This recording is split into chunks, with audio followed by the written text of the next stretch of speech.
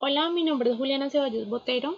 Mis compañeros Laura Carolina Olmos Sastre, Diana del Pilar Ordóñez Lazo y Carlos Eduardo Parra Barrera. Vamos a hablarles del tema número 7. Las constituciones y las escrituras políticas pertenecen al mismo género literario que las novelas de caballería y la literatura fantástica. Son escrituras de anticipación. Tenemos una tesis que es que el precursor literario de las constituciones y la escritura llamada comprometida, incluyendo el mismo realismo mágico, son las cartas de batalla medievales, las utopías, los panfletos de la controversia inglesa y atlántica de los años 1790, los relatos de origen y las genealogías.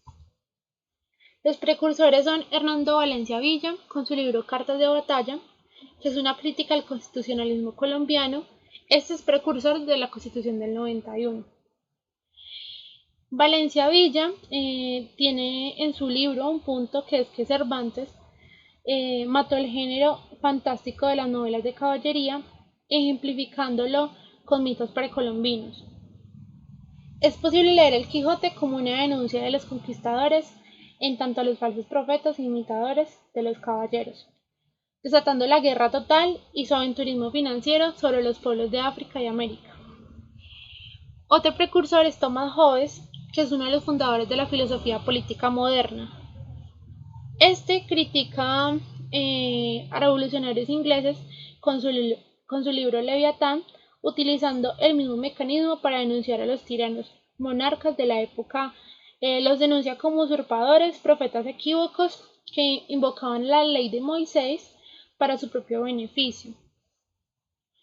Valencia Villa veía la historia política y constitucional colombiana como una estrategia donde la guerra, que se había representado como la muerte y el mal, era aquella estrategia que era necesaria conquistar para así garantizar la eternidad del rey y evitar un cambio social. En Colombia y en otros lugares, la guerra genera consensos políticos. Por esto es útil a los objetivos de dominación.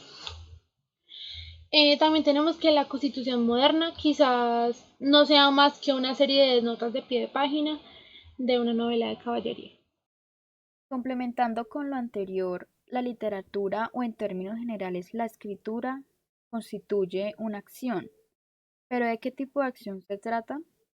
Según el crítico literario Peter Brooks, ha explicado que la acción dramática se dirige a enfatizar los dilemas, los retos y los enfrentamientos.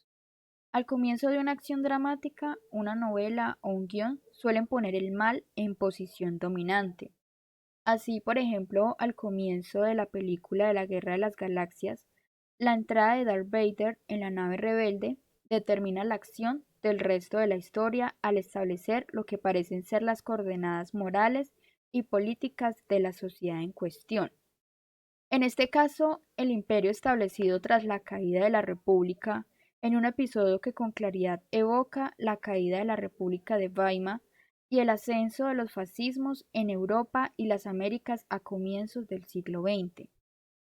Pero tiene que haber un enfrentamiento al final, uno cuyo resultado sea invertir dichas coordenadas.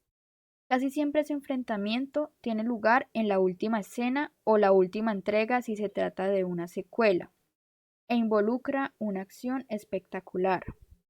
Algunos observadores o críticos han apuntado que la respuesta del crítico literario a la pregunta sobre la acción literaria podría leerse como una versión narrativa de la dialéctica del amo y el esclavo en el famoso pasaje de la fenomenología del espíritu de Hegel, la dialéctica y nuestra noción de la acción literaria y los acontecimientos originados durante la noche del 5 de abril de 1815. Se dice también que fue el comienzo revolucionario de la historia política y constitucional de las Américas y de una revolución literaria. El 5 de abril ocurrió una erupción volcánica del monte Tambora y 5 días después un tsunami en India Oriental. Así llegó a su fin el comercio de especias con India. A partir de ese momento el mundo sería transatlántico. La búsqueda de nuevas rutas hacia las Indias llevó a los españoles y portugueses a encontrarse con un mundo desconocido que llamaron América. Este es el origen de la globalización y de la lucha de mentes sobre la que escribió Hegel en La dialéctica del amo y del esclavo. Hegel decía que la mente humana necesitaba interactuar con otras mentes y ser reconocido por ellas, pero las visiones de ambas son diferentes, entonces es como si entraran en batalla para ver cuál se sobrepone a la otra, o sea, cuál domina y cuál va a ser sometida. La mente que valora más la vida sobre la libertad va a ser el esclavo y el que valora más la libertad que la vida sería el amo. Encontramos entonces en la literatura las crónicas que hablan desde la perspectiva europea sobre los indios, entre comillas, de las Américas. Vieira, por ejemplo, un misionero jesuita, comparaba las naciones del viejo mundo con las de aquí. De ellas decía que eran naturalmente duras, tenaces y constantes, y que con dificultad abandonaban los errores de sus ancestros para recibir las verdades de la fe, pero que una vez lo hacían, se mantenían firmes y constantes en ella, como estatuas de mármol. Por el contrario, las personas de acá recibían de manera dócil lo que se les enseñaba, pero si se las dejaba volvían a su forma natural salvaje. Según él, sus gentes se comportaban como los bosques que habitaban, donde volvía a crecer rápidamente la maleza, donde se había difícilmente intentado hacer civilización. El dicho gente sin fe, sin rey, sin ley, servía para nombrar de manera común desde la época colonial a los pueblos cuyas lenguas originarias carecían de los fonemas F, L y R, sin los cuales sería imposible dominar las lenguas civilizadas y por lo tanto la sabiduría europea. Según la literatura de Vieira, Américo Vespucio, Nobrega y Jean de Lery, en las almas de los amerindios, si es que las tenían, faltaba la voluntad suficiente para cimentar la razón y controlar de tal manera sus deseos.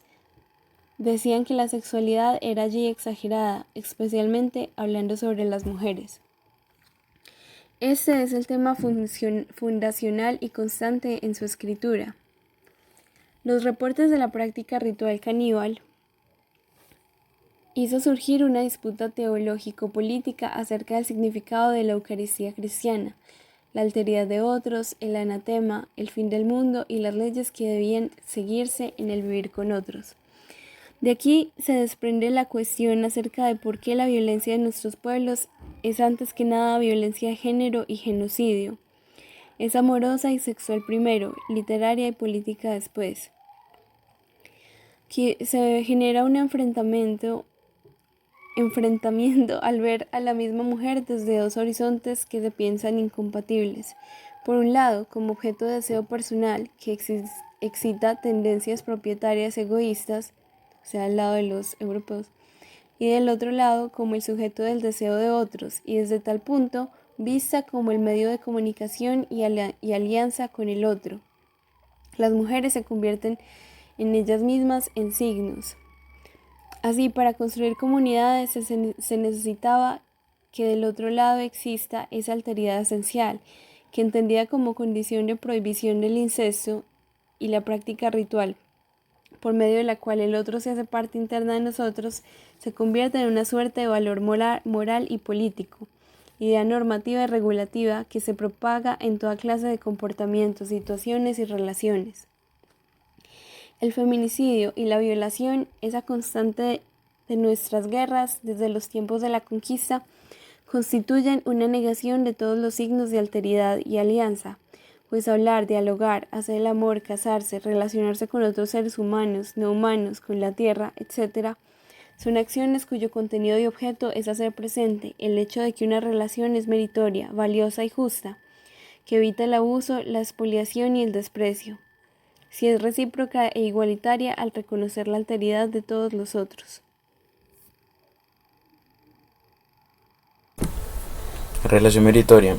Claude Lévi-Strauss pues habla sobre esa relación meritoria pues a partir de su estadía, digamos, acá en Latinoamérica, donde él decía que se presenta, digamos, mucho abuso hacia la mujer, desigualdad, digamos, en tanto al trato hacia ella, debido a muchos factores. Decía que pues en algunos casos el hombre siempre creía estar por encima, también referente a que el lenguaje se interpretaba inapropiadamente, pero sin embargo al final de del párrafo explica de cierto modo que puede haber una relación meritoria, una relación donde se evite ese maltrato y ese abuso, sea psicológico, verbal, físico,